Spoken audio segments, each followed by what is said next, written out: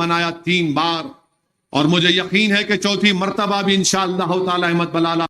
मुखालिफिन के पास यही चीज छुपती है, ये कौन है जो लीडर बन रहा है।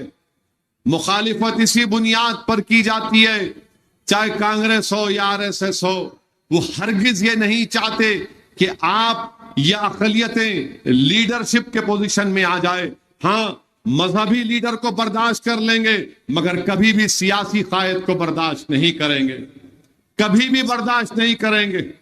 ये पिछले 70 साल की सियासत अगर आप पढ़ेंगे, यही कोशिश चलती रही। इसीलिए आज आप देखते हैं कि 40 साल हो गए, गुजरात से एक मुस्लिम एमपी नहीं बन सका। 40 साल हो गए। इम्तियाज जलील से मुखालिफत क्यों?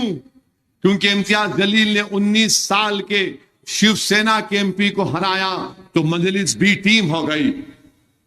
19 साल के मजलिस ने बिहार में जाकर 5 एमएलए जीते तो मजलिस वोट कटवा हो गई।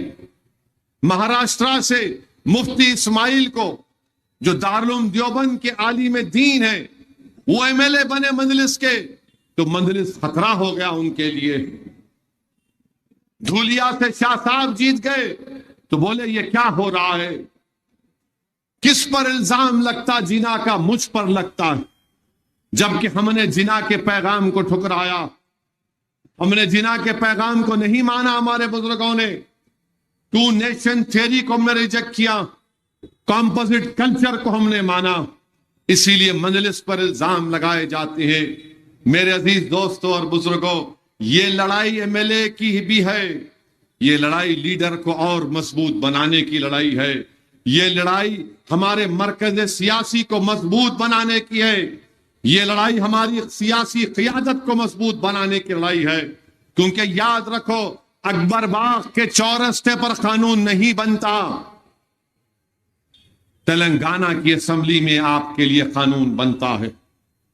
अगर आप इस बात का नोटिस लेंगे तो मुझे यकीन है कि आप अपने वोट को जाय नहीं होने देंगे। बताइए, आप दिल्ली से कांग्रेस के बड़े बड़े कायदीन आते हैं, कर्नाटका से आ रहे हैं, राहुल आए, उनकी बहन आई, कर्नाटका का सीएम आता है, मोदी आते हैं, अमित शाह आते हैं, योगी आते हैं। ऐसा लगता है कि हैदराबाद उतरते ही इनको नाम लेना पड़ता है मजलिस का, असदुद्दीन ओवैसी का। उतरते ही अब वो बाबा आए उत्तर प्रदेश से तो उनका तकिया कलाम है, हैदराबाद का नाम बदल देंगे। बाबा, ये ख्वाब है तुम्हारा, कभी नहीं पूरा होगा इंशाअल्लाह ताला।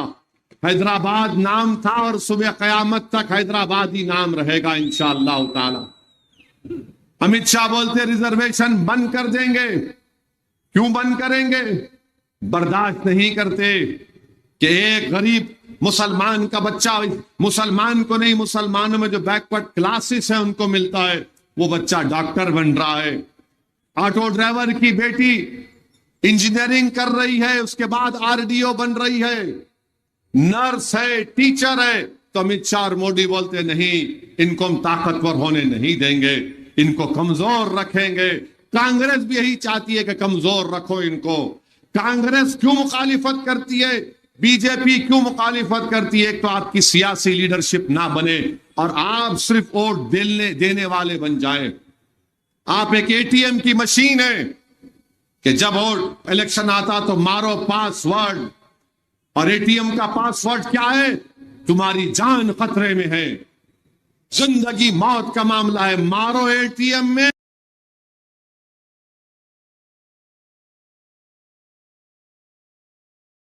और हम लोग दबा के वोट डालते हो। एटीएम के पास जाकर बोलो कि फिर आरएसएस बीजेपी को रोकना है, मारो एटीएम में पासवर्ड, वोट लेके चले जाओ। मेरे भाई, 2014 से जब से बीजेपी की हुकूमत बनी है, अगर 2 बार मोदी वजीर आजम बने तो इसका जिम्मेदार ये गांधी परिवार और कांग्रेस पार्टी है। तुम असदुद्दीन ओवैसी पर झूठे इल्जाम तो लगा सकते, मगर सच्चाई है कि तुम्हारी नाहेली, तुम्हारी सियासी ना तजुर्बेकारी की वजह से मोदी वजीर आजम बन गया।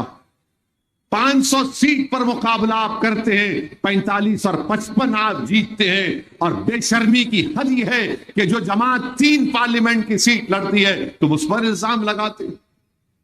हैदराबाद हमने हराया बीजेपी को, औरंगाबाद मंजलिस ने हराया शिवसेना को, किशनगंज की सीट हम 3 लाख वोट लिए, 1 सीट जीती पूरे बिहार में गठबंधन, वो अख्तरुल ईमान मेरे एमएलए और सदर के सामने। इनकी नाअहली की वजह से बीजेपी जीतती है और आज हमको आकर उंगली दिखाते हैं। अरे बताओ, मोदी के वजीर आजम बनने से किसका इनकाउंटर हो रहा है? किसकी बेटियों के सर पे से हिजाब खींचा जा रहा है?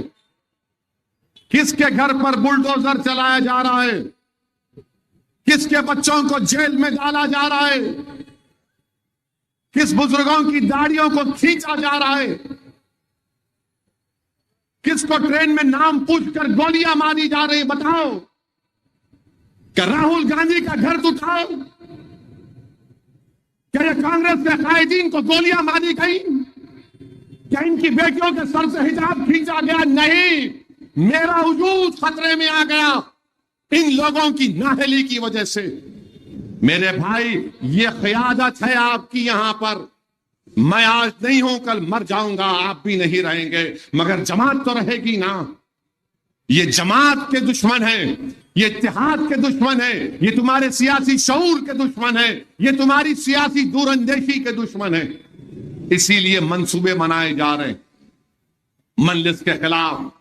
और फिर आखिर में मैं ये कहना चाहूंगा कि बहुत से लोग, हाँ, राहुल गांधी हमको बोल दिए कि वो मोदी के 2 यार ओवैसी और केसीआर।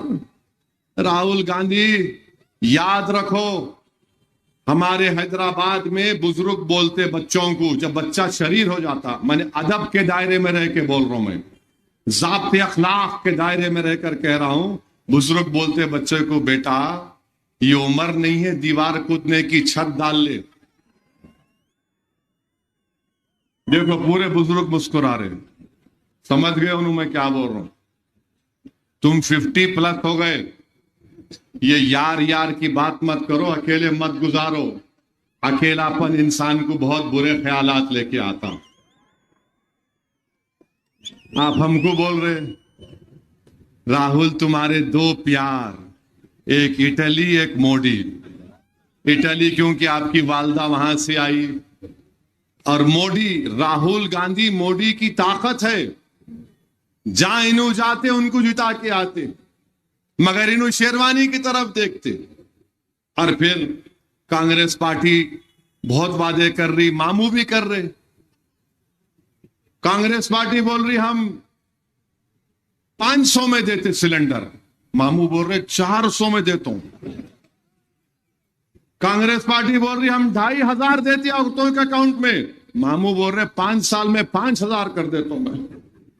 कांग्रेस बोल रही हम उतने लोगों को इंश्योरेंस करते हैं, मामू बोल रहे जिसका ने व्हाइट कार्ड है उसको इंश्योरेंस। तो मेरे को अकबर साहब की एक तकरीर याद आई। असेंबली में अकबर साहब तकरीर करके बोले कि 2 बड़े बड़े फेंकने वाले थे, तो दोनों बैठ के एक बोला उसमें से, मेरे बाबा के पास इतनी जमीन है, घोड़े पे निकल गए ना बाबा, तो खाली बाबा घोड़े पे से वो फेंकते फर्टिलाइजर, ऐसा फेंकते फेंकते फेंकते फेंकते चले आते, 3-4 दिन के बाद आता फसल खड़ी हो जाती। उन्हें सर को हाथ लगा के बोला ये क्या है रे भाई?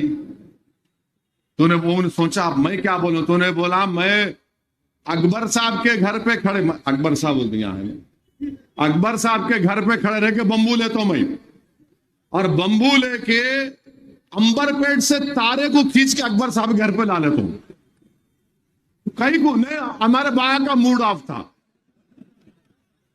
तो तूने पूछा वो जो बंबू कहां रखते हो, बोला तेरे बाप की जमीन में। तो ये है, ये फेकम फाकी हो रही है।